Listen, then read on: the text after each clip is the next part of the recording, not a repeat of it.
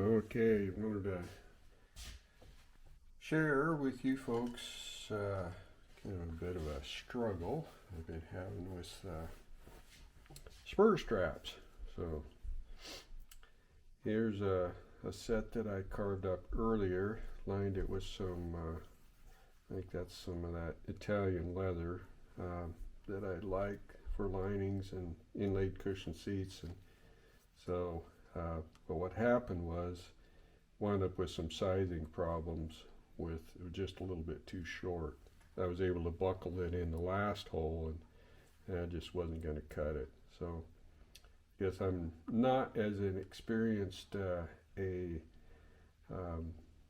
spur strap maker as I'd like to be, but anyway, don't make many of them, but it's kind of been a learning curve. So, but these Ernie Marsh conchos were on there, riveted in, so I had to pull things apart, or they're riveted onto the face piece and then lined right there. And boy, that's a struggle, as many of you probably know about, trying to get your button goes on some of these Ernie Marsh spurs. So he's fairly heavy right here with his steel, and then overlaid with a fairly heavy cap on there for the silver, which of course doesn't need to be, because but spur straps could work for we got the wrong one here, but anyway, that's quite a wrestling match to get those on there. So what I'm going to do, not only I'm going to use this for an opportunity to, I've got to size things up, but I'm also going to rethink the way I'm doing things here. And in order to machine sew that around there, it has to be quite a bit wider. And I've sewn these on my Randall with some of this dyed linen.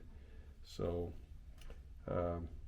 anyway, what am I doing here to kind of correct some things and do things a little bit better, a little differently? So ready to punch some for these rivet holes, some holes for that. So I've sized things down right here, so they're not quite as big, but my machine's just not going to be able to manage that.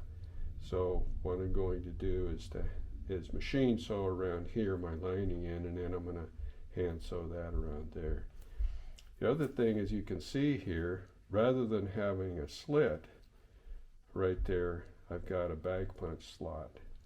And what I've done here is I've dampened that up right there, and I'm just knocking over the edge right there for right there, is making it easier to kind of provide a bit of a ramp for that button to get onto that. So we'll be able to manage things a little bit better, hopefully. Of course, this is going to be muscled through that lining leather too. And what I've done is just made this a little bit bigger. Not much, but just enough. I think maybe, what is it, 1.25 inches longer, something like that. A little fuller right here. And this is only, I think, 5.5 ounce. So I split that down a little bit thinner than what I might normally do. And frankly, a little bit more than I might have preferred.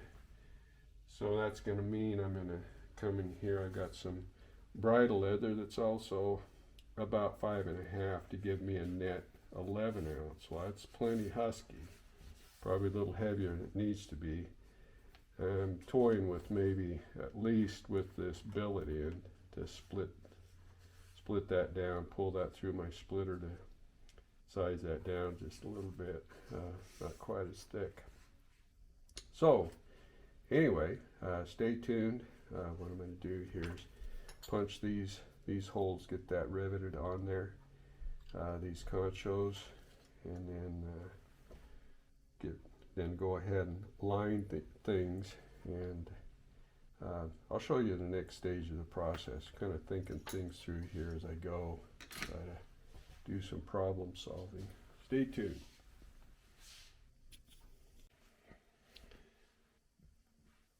Okay, got some holes punched in here for these rivets.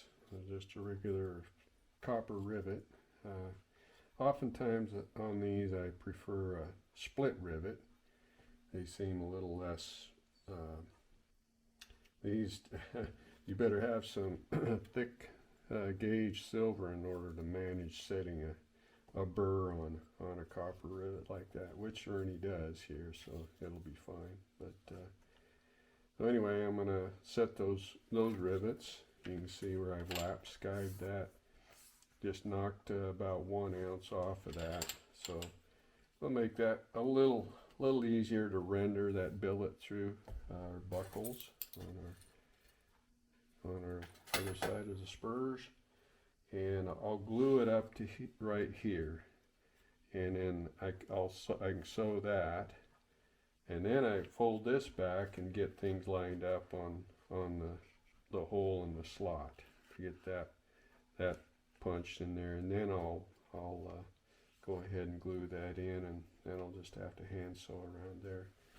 So wind up with quite a bit of work on these, but bottom line is a really good customer, and want to make sure that they're taken care of here. So I'll show you the next installment here in just a little bit.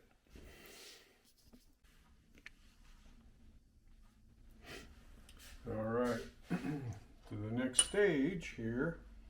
So first of all, got some nice color coordinated tape on this silver.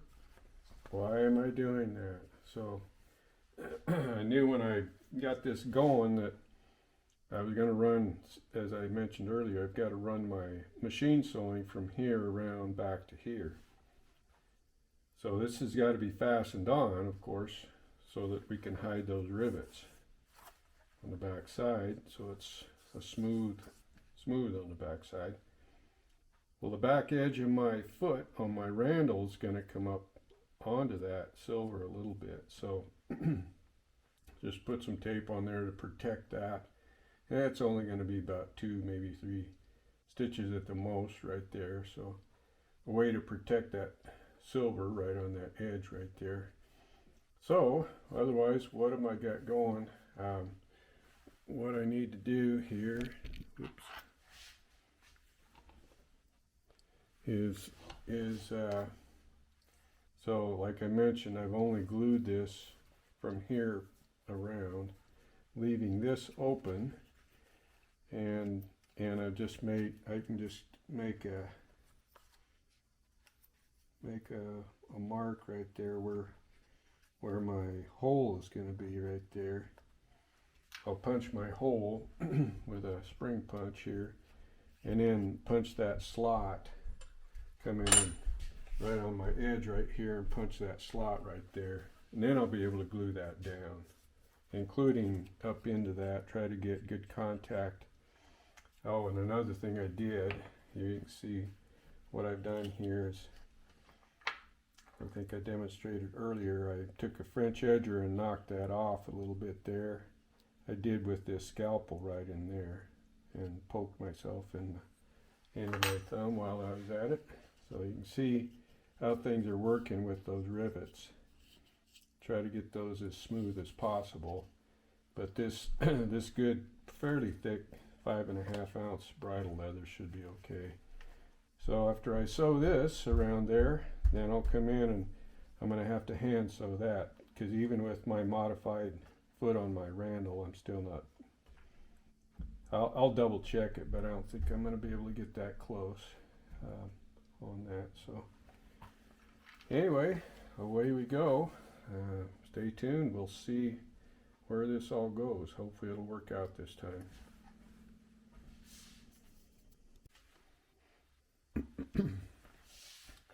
Okay, just a moment ago, finished sewing, hand sewing that around there. That's so I used 6 cord on the machine. I got 5 cord on that, and yeah, it looks like it'll match up okay. But of course, you got light colored thread on the back side. I might dab a little dye on that just to get it to match up with my bobbin, that poly that I use on the bobbin on the randle. So anyway, I'll left this on because I get that chucked up in my jaws of my stitching horse and didn't want to mar things up. So this is ready to come off, and might do a little finish polish cleaning and stuff on that silver, but looks like we're well on our way, and we'll keep our fingers crossed, and hopefully our sizing is proper this time.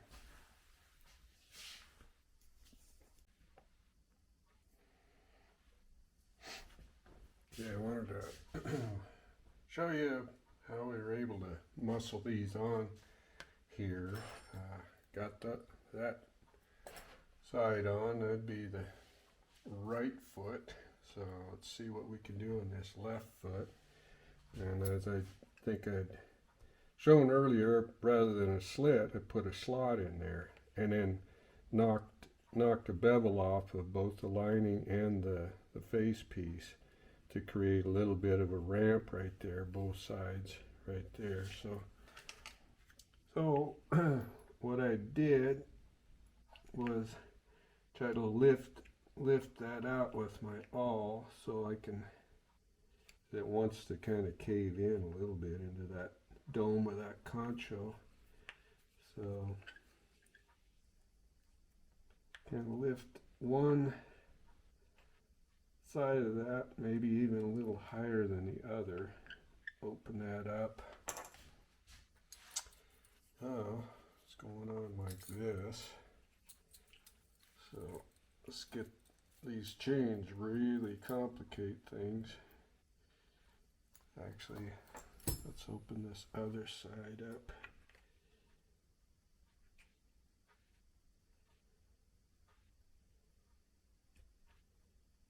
So I can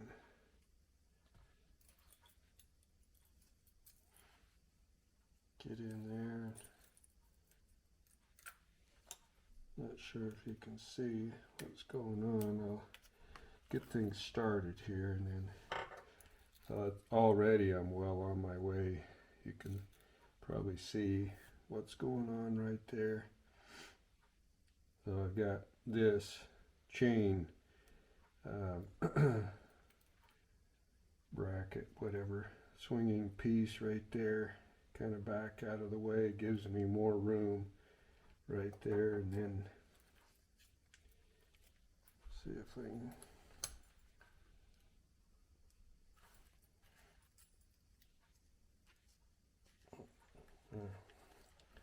just like that. So, boy, that was probably 45 minutes struggling to get those on before, but that little hack right there, I think, make this job a lot easier in a situation where you have that domed concho in there to cover that button. So I really like this much better than that. Probably seen some where it's a bridle loop on the back side, then you got a tab that comes back and it's got the slit. That's just not nearly as clean, and this picks up, and you got that extra piece of leather on the back side of this between your spur leather and the spur, and this is much cleaner. So I think we've figured something out here. So that'll be a handsome pair of spurs and leathers there. So there we go.